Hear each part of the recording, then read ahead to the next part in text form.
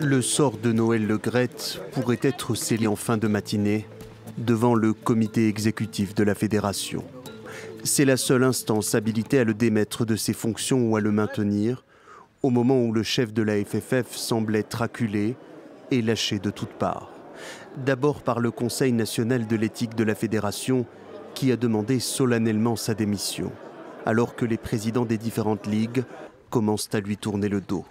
Et dans la sphère politique, la ministre des Sports en personne fait pression pour précipiter le départ du dirigeant de 81 ans, en place depuis 2011, et empêtré dans des polémiques et accusations de harcèlement sexuel. On ne peut pas continuer dans une situation où il y a autant de sorties de route, où il y a autant de propos qui choquent. Je considère que dans la fonction de président, il y a un certain nombre de figures imposées.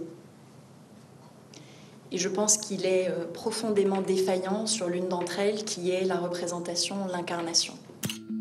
Mais mettre Le Graët sur le banc de touche n'est pas si simple, d'autant que son mandat court jusqu'à fin 2024 et que la fédération revendique son indépendance du pouvoir. Alors quel possible scénario? Si beaucoup souhaitent qu'il se retire de lui-même, le président de la Fédé peut être révoqué via une assemblée fédérale ou à l'issue d'une procédure disciplinaire, mais il garde de nombreux soutiens au sein du système fédéral. Dans tous les cas, la position de Noël Le Graët semble intenable et plusieurs noms pour prendre la relève circulent déjà, notamment celui de l'ancien international Michel Platini.